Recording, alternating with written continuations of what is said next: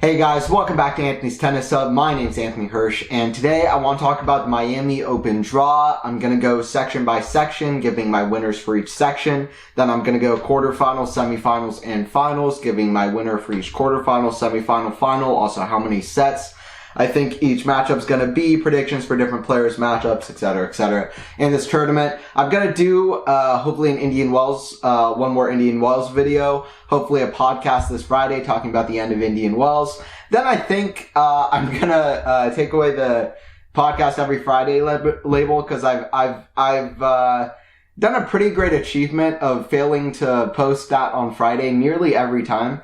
Often it's been Saturday or some other day. A couple times it's managed to be Friday, but I'm just going to do a new podcast every week.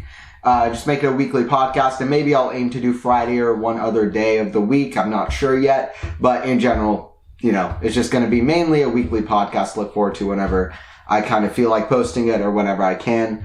And yeah, that's kind of what that's going to be. But yeah, I want to post one more Indian Wells video, and there's a lot of other stuff coming, so watch out for that. A lot of different kinds of stuff too, so watch out for that as well. Alright, so I'm going to do the Miami Open draw. The first thing that I want to talk about actually is the wild cards in this tournament, because there is a 20-year-old wild card by the name of Martin Dam. There's a 16-year-old wild card by the name of Darwin Blanche, and legitimately, I've known about this kid since he was like 14, because I always look at the youngest players who have ATP points on the tour, and he was 14 years old. He was already in the ATP rankings. I thought it was amazing. Also, he has a couple of brothers who are older and play professional, so I looked up a couple of videos. He looked great. A couple of years later, he started being a hitting partner to Alcaraz and a few other players as well, but to Alcaraz. And yeah, he gets a wild card, his first ATP main draw, so that's exciting. Martin Landaluce, an 18-year-old Spanish kid, just turned 18. Also Shang, who's 19 years old. So a lot of younger players, a lot of youth getting wild cards in. And then also a Kei Nishikori, 34-year-old Kei Nishikori, next gen, but, probably at the twilight of his career.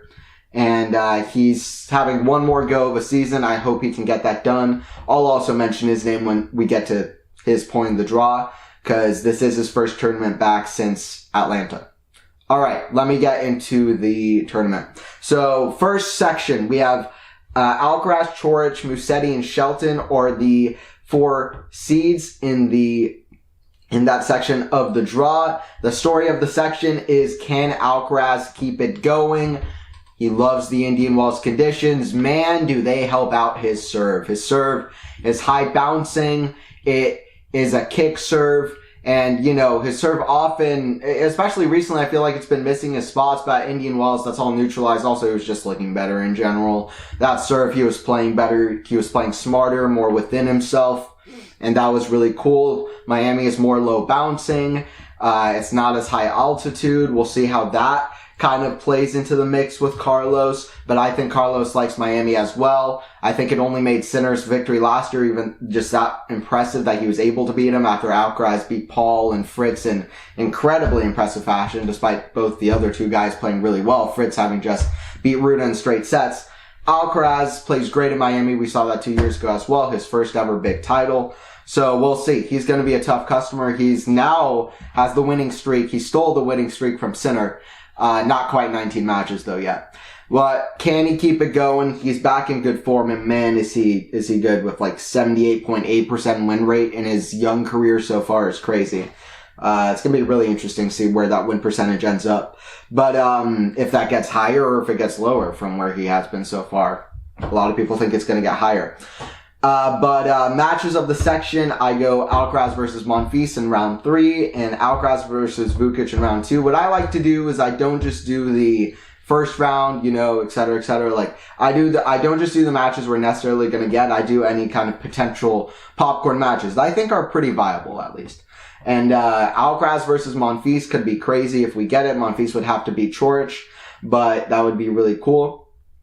If we get an Alcaraz versus Monfils match, they always are two of the best athletes and shot makers around. Even Monfils nearly 38 in September, he's still an incredible athlete, and they're going to put on a show if we get it. And Alcaraz versus Vukic. Vukic took a set off of Djokovic in incredible fashion, almost looking like Djokovic himself for parts of it. And, Hurkacz played well, and he's a tough customer, so that could be a good second round. I'm assuming that Hurkacz will beat Carballes Baena is my best guess, although Baena is great, especially from the back of the court, hits very well, but I don't think that on this surface he's going to do much against Hurkacz if he plays anything like he did against Djokovic, especially in that second set. So that's kind of what I'm thinking with the popcorn matches. Dark horses, Hurkacz and Monfils. Already spoke a little bit about that, both of those guys. Monfils has been playing really well in general. He bageled Hurkacz last week. He was looking tough. And who did Monfils lose to again? It was to Casper, I believe. Yes, it was to Casper, who played really well. Just beat Monfils in 3 sets. But yeah, Monfils is playing crazy, so I wouldn't completely underestimate him. I nearly only did Hurkacz, but Monfils has to have the dark horse shout out after the bagel over Hurkacz and how well he's been playing in general over the last year or so. Round of 16, I've got Alcaraz defeats Shelton in 2 sets though. Shelton, I think, has a pretty good draw. He's got Landaluce, one of the young players I named, versus compatriot Spanish player Minaur. Then he's got Musetti there. Safiullin is there. I actually might kind of expect Safiullin might be his 3rd round opponent, but Safiullin has qualifier in the 1st round. But yeah, I think Shelton will get there with a good draw, and I think Alcaraz beats him in 2 sets, Shelton. Like last year, he beat Fritz and Paul in 2 sets. Alcaraz is just so good here. So good in Miami. Like in Indian Wells as well. Okay, section number 2, Dimitrov, Mannarino, Korda, and Hurkacz. Some good names, some interesting names.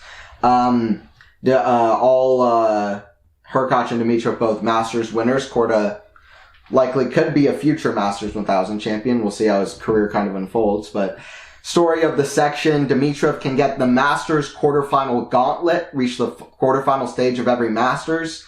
I think I'm going to do a full video on this, but something that I've started to kind of track is what I like to call the all quarterfinal gauntlet, which is which players have reached the quarterfinal of every single big event. Once you get to semis, it's completely nonsense, and round of 16 probably doesn't matter as much. I think it's really interesting to track who gets to the deep stages, the quarterfinals of every single big tournament. I think that's a pretty interesting look at. And when it comes to the Masters 1000 tournaments, Dimitrov is only missing Miami. He's gotten to the quarterfinals of 8 out of the 9 events, never done it in Miami. So just something a little bit interesting to track because he's in such good form, and I think he's got a pretty good draw to get there. Considering that he's in good form, I don't know that many players around him are in good form. He could be the 10th active player to get to the quarterfinal of every Masters, and he's one of 7 players that are missing exactly 1 on the tour, but he could become the 10th. Matches of the section, I'm going Korda versus Hurkacz in round 3. That could be really great. It was an incredible match in Australian Open a few years ago. 5th set tiebreaker at the Australian Open in the 4th round. And also Dimitrov versus Hurkacz, or Korda, in round 4. But Dimitrov versus Hurkacz, too, he was down at break point. He hit this incredible slide stretch volley, which ended up one of my shots of the year in 2021.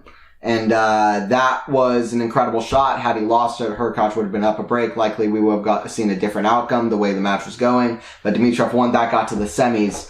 And I think Dimitrov, the dark horse for me is Korda. But I do choose that Dimitrov-Hurkacz match. I've got Dimitrov, just like in that match, beating Hurkacz in 3 sets. Hurkacz loves Miami, though. He plays well in Miami, but the questions are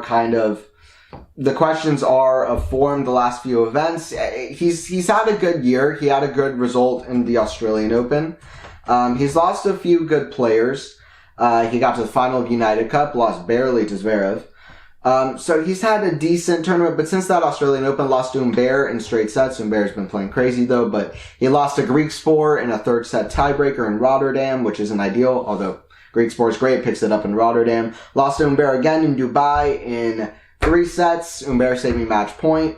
And then last week lost to Monfils, and maybe he was feeling a little bit not so healthy, but it just hasn't been his absolute peak tennis, especially last week in Indian Wells. So if he picks it up in Miami, I'm giving him the 4th round spot, although you never know. I could see it going a different way. But I will say that, for Korda, for example, could get there. You never know how Shevchenko's going to show up. That could be a 2nd round opponent. But yeah, I'm going to go Hurkacz, and I'm going to go with Dimitrov beating Hurkacz in 3 sets. Also, Dimitrov beat Hurkacz in Paris last year as well, towards the end of last year as well. by the way. Section 3, Zverev, Eubanks, Cerundolo, and Khachanov. Section, a little bit of opportunity. Story of the section. Nishikori is back in business. One more good season. He said he's giving it a go. He said he's feeling confident. He says he has one more go at it. Djokovic is nearly 37. He's world number 1. You never know. You never know. He just turned 34. Manarino's killing it at 34, 35. You really never know. Tennis is different now. So yeah, we'll see how he can do. I hope that he can have a few more good results. He's got Sebastian Offner in the first round. One of my popcorn matches is Nishikori versus Cerundolo in round 2. Another one is, so we'll see how Nishikori does. I think his match against Offner, but especially against Cerundolo, could be really interesting. Cerundolo hasn't had a great season. He pushed Shelton to a third set tiebreaker, but it was low level from both. Just so many errors and not that many winners. It was pretty poor. And it really came down to one forehand miss from Cerundolo at 5-5 in the third set breaker due to nerves. So it wasn't great. But Cerundolo plays well in Miami, to be fair. He plays well in Miami. I'll tell you somebody else who plays well in Miami. Eubanks is also in the section. He's defending points. So my honorable mention for a great match is Eubanks versus Zverev in round 3. Could be really good. Zverev, though, plays well in Miami. Another popcorn match is Khachanov taking on Zverev. Dark horse Cerundolo, but my round of 16 is Khachanov defeats Zverev. And I say that Khachanov beats Zverev in 3 sets. Rematch of the Olympic final. And Zverev did decently well at Indian Wells, despite not usually playing there that well. He beat Dimitrov. I don't love Dimitrov in those conditions that much, though, to be honest. Very slow conditions. But both played well. Zverev got the win. And, I think that was a good run from Zverev, but Khachanov, he lost his Zverev pretty comfortably in the finals. Zverev beat him pretty comfortably, but the couple matches before that in 2018, 2019, when Zverev was really pretty much close to his best, Khachanov won easily against Zverev in 2 matches in hardcourt Masters events. And I know that happened a while ago. It happened a while ago, but it gives me, it gives me the feeling that Khachanov likes to play Zverev, and I kind of can easily imagine him liking to play Zverev if he's playing a very good level, and he brought a very good level here last year. I have Khachanov defeating Zverev in 3 sets. Getting to the final and losing to Medvedev in 3 sets, and just getting to the semifinals, was very impressed by him and his level last year. And once again, let's see how Eubanks will do in this section, because Eubanks will be defending quarterfinals. That's very important for his ranking. He's been an exciting prospect to come up the last year or so. Section 4, I've got Dimitrov, Struff, Lehechka, and Rune. Story of the section, how big of a threat is Lehechka? Beat Tsitsipas, beat Rublev in straight sets. He lost, if I could count real quick, he lost 14 games to the both of them. It takes 12 games to lose 1 match. In straight sets. He lost 14 games total to both.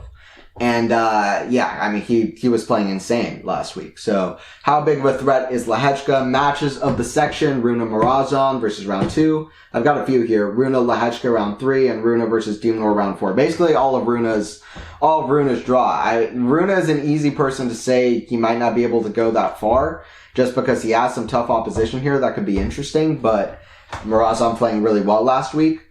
Beating Jari, I think beating Seiboth Wielch like 6-2, 6-2, and like I said, Seiboth Wielch was playing really well. So, he's like an easy person to say can go out, but these are faster conditions than Indian Wells. I still loved how he played in Indian Wells. So some of the best I've seen him play on a slow outdoor hard court. Beat Fritz, and his forehand was spectacular, and I thought for the most part he was playing pretty smart, and I liked what I was seeing from him. Even against Medvedev, it was a pretty high level. So, I kind of like Rune to get through here, but let's see what happens. Dark horses, Morozov, Lehechka, and Diaz Acosta. Diaz Acosta, he won a title a few weeks ago. I just love what I've seen from him. He's a young guy. He's 23, just turned 23. We don't really know what to expect of him yet, but I'll just go over what he's done this year so far. Beat Watanuki and Seiboth Wielch in his first ATP tournament of the year. in qualifying, both in third set tiebreakers. That was in succession. He lost to Jordan Thompson in Adelaide. That's not a bad loss. Lost to Fritz in 5 sets in Australia. Do you remember how well Fritz was playing in Australia? Maybe the most impressive tournament I've seen from him in terms of level of play. With a very impressive win against Tsitsipas and a really impressive 4-set loss to Djokovic. That went almost 4 hours. Then in Cordoba, he lost to Sebastian Baez on clay. That's fine. Then he lost to, he won the tournament in Argentina Open. Very impressive, beating guys like Jarry, Francisco Cerundolo. That was a week before Jarry would beat Alcaraz. Then in Rio, lost to Baez again. That's fine, beat Wawrinka. Then in the next week in Chile, he lost to Pedro Martinez. That's really the one outlier loss. And that is the last event that he played. But look, he was playing well on hard courts to start the season. I think he can play well on hard courts. I still don't see why he wouldn't be able to. And I've just been impressed from him whenever I've been able to watch him. And that's why I'm just giving him the dark horse nod. But yeah, let's see what happens. But round of 16, I've got Rune defeating Dimitrov in 2 sets. I've got Rune beating Dimitrov in 2 sets. Diminov's record here, like at Indian Wells as well, isn't fantastic, but he's in great form. I just have a feeling about Rune and how well he's been playing recently. And also, I think I looked up the Rune Dimitrov record, and I think that Rune leads the head-to-head 2-0. I believe that's right. And yeah, Rune was good last week. I just expect this tournament to do even better for his game, to be honest. So I'm going to go Rune defeats Dimitrov in 2 sets. All right, section number 5. I've got Ruud. By the way, once this all kind of pans out, I'm going to start speaking through it a little bit more. Once it all pans out, I'm going to do my quarterfinal, semifinal, and final predictions as well. Section 5, I've got Ruud, Alejandro Davidovich Fokina, who's been struggling, Jarry, and Fritz. Story of the section is, how does Fritz perform? It's really my story of the section. Jarry and Fokina, I'm not that excited about this second. Yes, I was excited after he beat Alcaraz and was playing great. I like him on clay in particular. I don't know here as much. And Fritz, I just think, has been playing solid. Jordan Thompson is there, but he lost to Shang. That's a potential second-round opponent to Fritz. But he lost to Shang last week in the first round of Indian Wells. So I just don't know. Because I think, honestly, also, as much as I like Casper and even Casper in Miami, I loved how Fritz played here last year as well. And I think that these conditions are good for him. Not as good as Indian Wells. Once again, the low bounce isn't as good for him. It doesn't get into the sweet spot of his forehand, among some other things. And I don't think, I don't know, also it plays a bit faster. You can rush him on the backhand a little bit more. And he can struggle, I don't know, he can struggle in a few different ways. But that being said, I think that he likes these courts. I really liked what I saw from him last year. And I think if he plays his best, I think he should be able to beat Ruud as well. Ruud is tough, very tough. But if Fritz plays his best, I think he should be able to beat Ruud. And I think that... I think that that's what we'll kind of see. So the story for me is, how does Fritz perform? And then I have match of the section, Fritz versus Ruud, round 4. I think those are the 2 guys to watch in this section big time. And I still think Casper can beat Taylor, but those are the 2 guys I have on lock. I do think Fritz at his best is so tough, though, and will be too tough in this section for any of these guys right now. Dark horses, I've got Draper. Draper is an obvious dark horse, but I also haven't loved what I've seen from him. He lost early to O'Connell last week in Indian Wells in the first round. Just felt like a bit of a throwaway match. O'Connell is a very talented, flashy guy from the lower tiers, but I feel like those are matches that Draper should be winning, although O'Connell played fantastic, and he really is one of my favorites from the lower tiers to watch, but it's just not a great loss for Draper. And then the week before, he had a good run, but he withdrew against... who was that against? I'm trying to remember now. Was it against Dimitrov? It was against somebody very, very good. Maybe it was against Rune. Rune or Dimitrov is in Acapulco. Yeah, against Dimitrov. 4-0 in the third. He won the second set very comfortably and then had to retire just because I think he was cramping a bit. So, Draper's health is a question as well. And he's a dark horse, but he's not a huge dark horse right now. But anyway, that's kind of what I'm thinking about with the section. And round of 16 match, I've got Fritz beating Ruud in 3 sets. Like I said, I think Ruud is playing well. He got to 2 consecutive hardcourt finals. He's kind of disappeared a little bit in the moments it's mattered the most, though, on the surface against Paul last week. Did not play a great match at all. Did not have anything for the aggressive play that Paul had at him. And it's only going to get tougher here in Miami if he plays guys like that. And Fritz is an aggressive player. And yeah, I just don't know. I mean, backhand to backhand, it's not like Fritz has to worry about. It's not like I don't know. It's not like Fritz has the worry if his backhand is too weak compared to Ruud's, because Ruud's isn't very strong either, so he can survive on that wing, and he's just aggressive in general. I think Fritz wins if they play. I know Ruud is former Miami champion, but it depends on how Fritz shows up, though.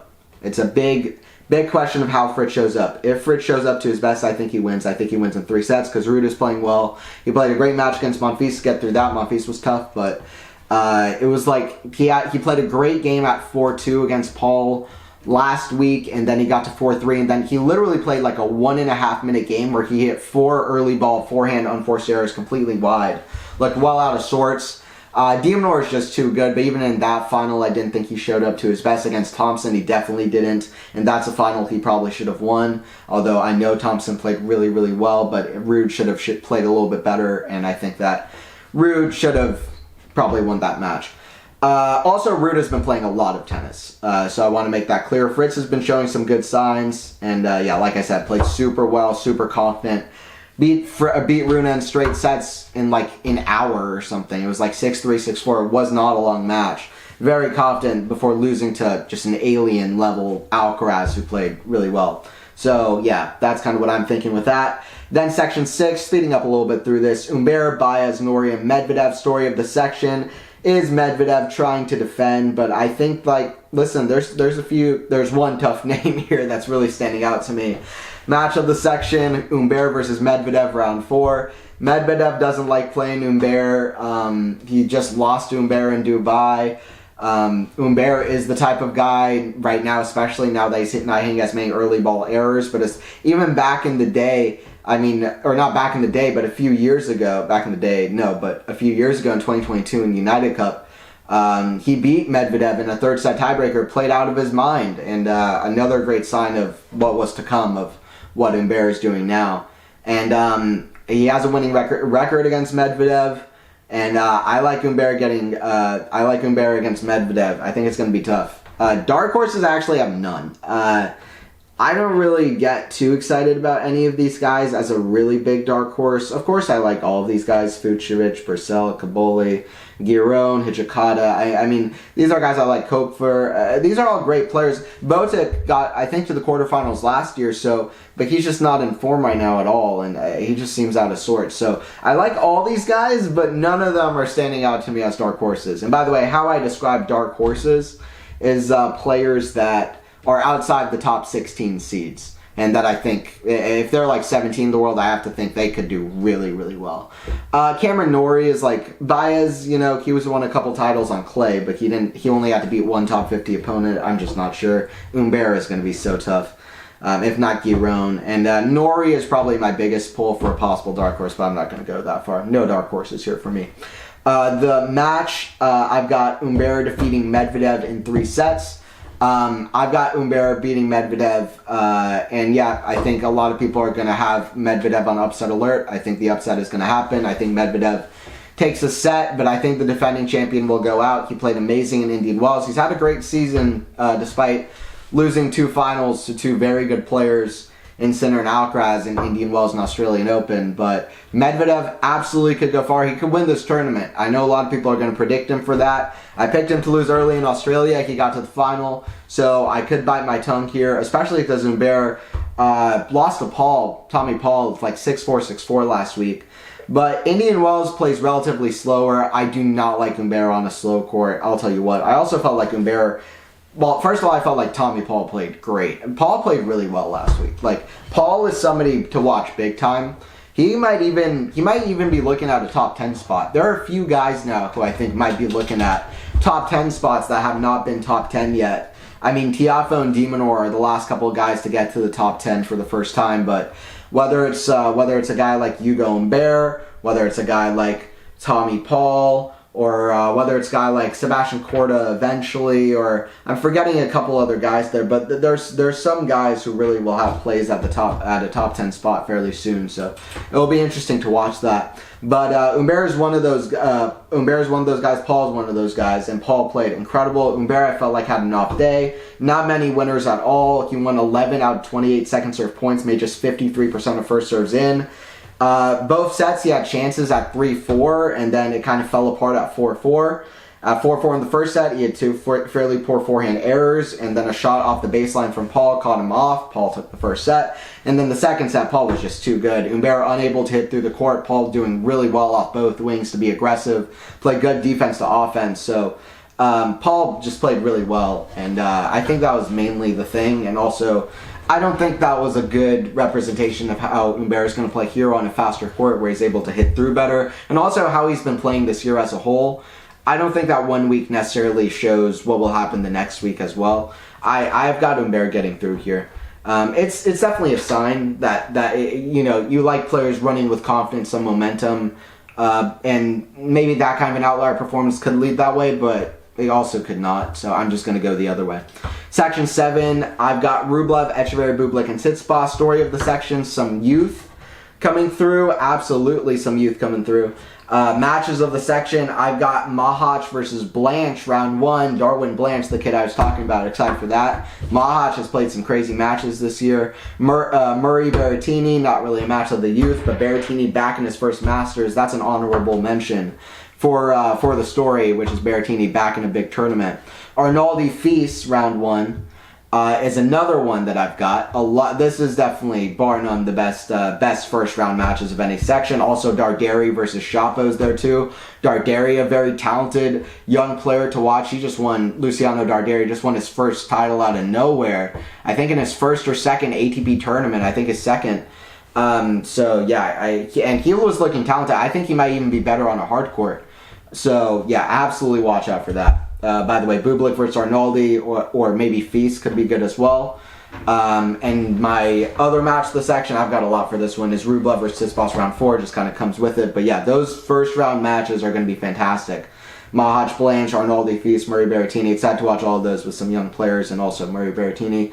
Dark horses, I've got Arnaldi and Fils. I've got both those guys. My round of 16 match is one of my biggest kind of picks of the event is Arnaldi defeats Rublev in 3 sets. I really like what I see from Arnaldi. He's so good from the baseline off both wings. He's got a big forehand when he needs it. He's such a talented guy. He's a great mover, and he's got a lot of skills to work with. He's pretty complete. I like what he's got to offer, and Rublev didn't play great last week. He lost to Lehechka. I think he only hit like 9 winners, maybe 8 winners.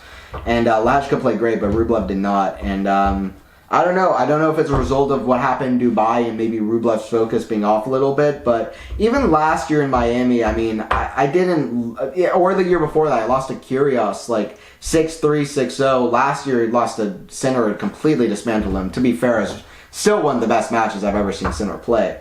But I think that I don't love Rublev here so far. We'll see if that changes, but I've got Arnaldi defeating Rublev, and this might be a bit of a wild thing to say, but if Fils beats Arnaldi, which I could kind of see it going either way, I think Arnaldi at this point, maybe, I personally don't think Arnaldi's ceiling or potential ceiling is as good as Fils, but I think that right now he's a little bit more mature in understanding of his game and his limits at the moment and how he should play. But that being said, I think Fils could go on a run here. He's not been great, but he beat Fokina last week. Right now, that's not as good of a win probably as it seems, but he got a set off of Rublev 6-1 earlier to start the year on hard court. He's been doing okay.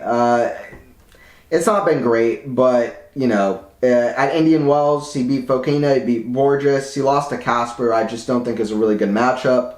He did much better in Chile than he did in Rio, where he lost to Fonseca. I just like Fils in general. You never know when a guy picks it up. I felt like last week was better, at least from him. I felt like he played better, but yeah, I don't think Feast will do it, but I also could imagine Feast being in the spot that I'm putting Arnaldi, and I can imagine it. But anyway, my pick is Arnaldi defeating Rublev in 3 sets. I'm giving a good run to Arnaldi to put himself out there as another young guy to watch. Section 8, the last section. I've got seeds: Paul, Tiafoe, Griekspoor, and Sinner. Story of the section. A few good names. Dangerous in their own ways, just in different ways, but Sinner is likely unstoppable. I mean, look at this section. You got guys like O'Connell who beat Draper, had a good run. You have Tiafoe, you have Paul, Alex Mickelson, Griekspoor, Zhang. These are good players. This is a good section of quality players. Are they dangerous enough to beat Sinner or have the games to beat Sinner? Likely not. He's likely unstoppable, but we could get some good shot making here. Matches of the section, I've got Mickelson versus Griekspoor. Sinner versus Paul. How did Alex Mickelson do last week? A guy I've talked about. He's a bit of a mishmash right now of a player, but he's figuring it out. I think he's talented. Lost to Tommy Paul last week. He beat Minaur 6-2, 6-3, so he's been doing well. Los Cabos, yeah, he beat Dimitrov 6-4, 6-1, and then had a crazy loss to Thompson. He's been doing okay. He's been losing to good players, Mickelson. So Mickelson versus Griekspoor, round 2. Sinner Paul, round 4. Dark horse is Mickelson. But my round of 16 is Sinner beats Paul in 2 sets. I don't think there's that much to say about it. Kind of like last year, Alcaraz beat Paul in 2 sets. I think it's going to be high quality.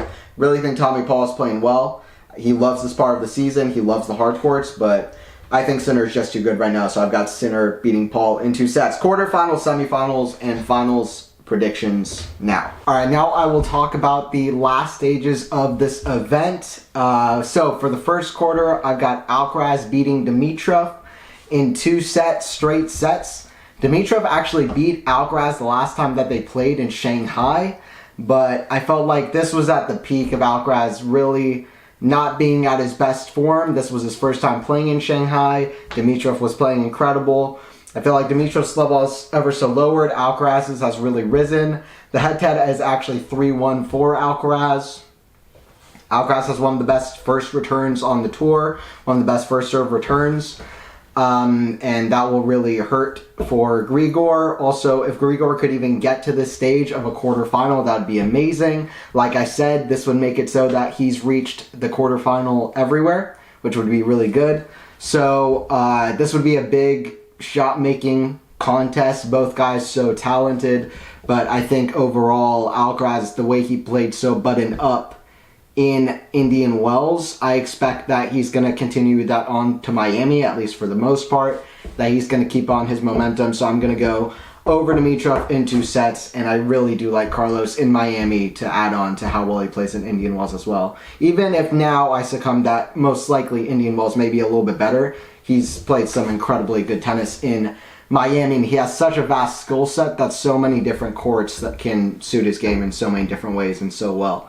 Rune beating Khachanov in 3 sets is my second quarter prediction. Holger, I feel like, you know, he hasn't picked up a title, kind of similar to Casper Ruud in this kind of late hard court season. But I think that Rune is somebody that we should watch out for because he had a great win against Fritz, saving match points as well.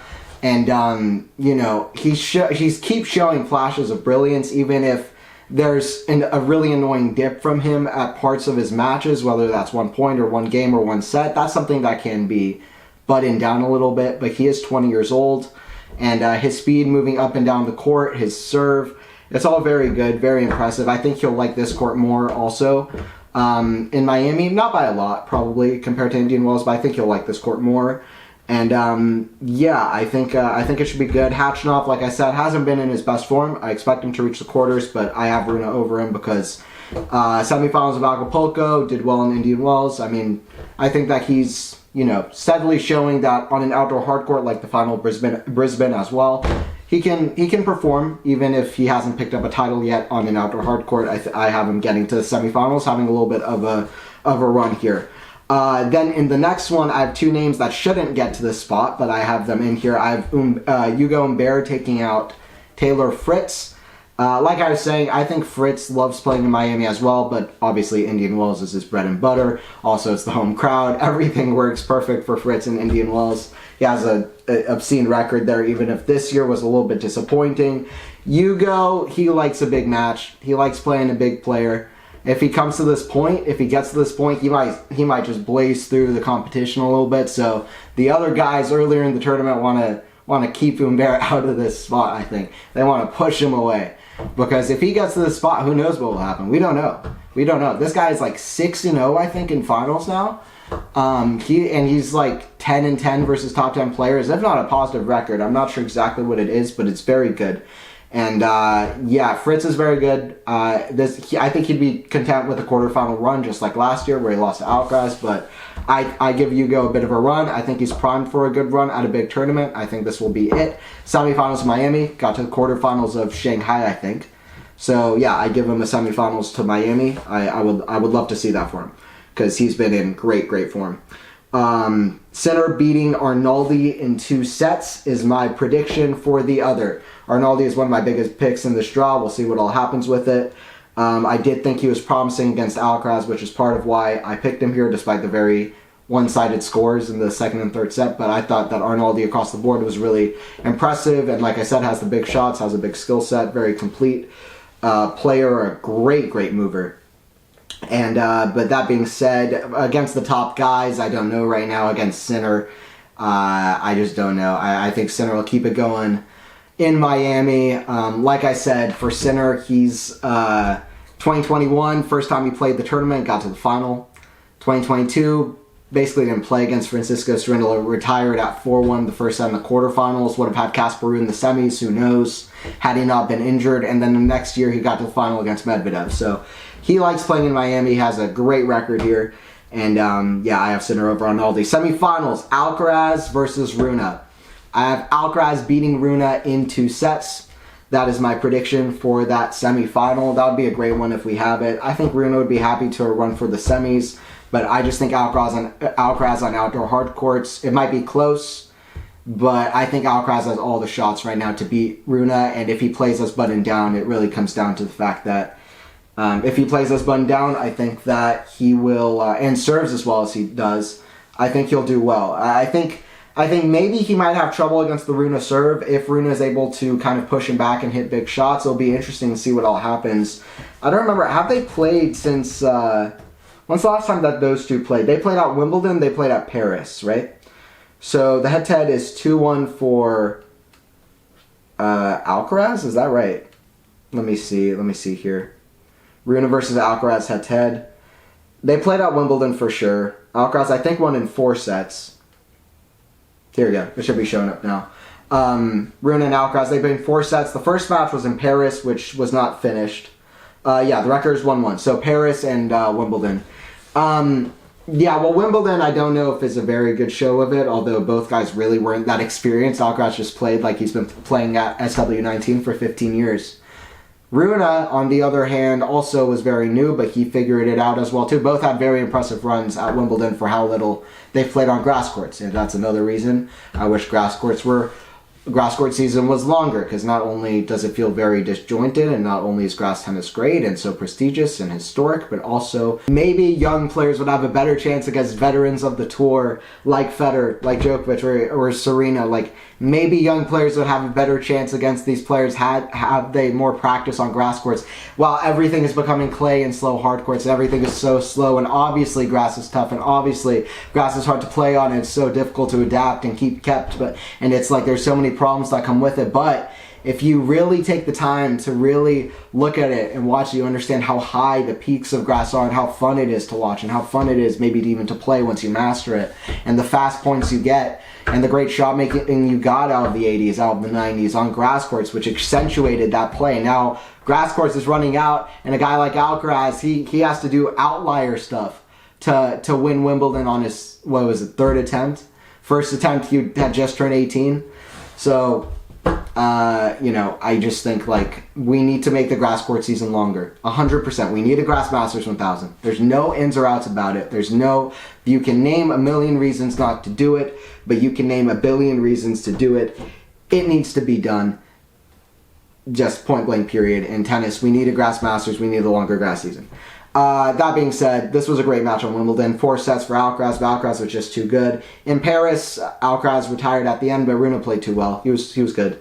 But at this point, I would take Alcaraz over Rune on an outdoor hard court. Put this indoors. Put this on clay even. I think it might be more interesting because Rune is so good on clay. But, yeah. Anyway, I have Alcaraz over Rune in 2 sets, 2 tight sets, similar to Rune versus Medvedev in Indian Wells. Second semifinal. Sinner defeats Humbert in 3 sets. I give Hugo taking a set over Sinner. This would be awesome. This would be an awesome match. I don't really have much else to say. This would be fun. This would be great. Have Humbert in the mix as one of the top 4 guys of this tournament. In the latest stages, challenging one of the top guys to beat at the moment. Probably the top guy to beat at the moment if we're just talking about this year overall.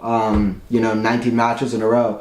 Playing at probably his best tournament in his career so far, at least one of them. Maybe not his best. He hasn't won a title here, but one of the best big tournaments of his career for sure. I think with the fact that he's reached the final here twice out of 3 attempts that he's played, also with the big asterisk over the other time that he played it. So Sinner loves playing here. I think that it would be really cool to see. Really cool to see this big hitting from both sides, but Jannik. Is just too good right now. It really comes down to that. Jannik is just too good for Humbert right now. He's so consistent from the back of the court, especially with the forehand. Humbert's gotten better in that way of not missing early, but I also think that Sinner is just non-stop, and his power will not let Humbert play as much as Humbert's power will let Sinner play. So I think that Sinner is going to win, and and then Sinner versus Alcaraz, part 9 in the final. Maybe I'd said this even a month or so ago. I kind of thought that maybe we could get a Miami final between the two because of how well both of these players, Sinner and Alcaraz, both seem to play. In Miami, it would be awesome. Both tied at 4-4, both with something to prove. Tennis would win. The first big final between the two after a famous semifinal between the two last year, where Sinner got his first win over world number 1, had a fantastic tournament after playing one of his best matches against Rublev in the quarters.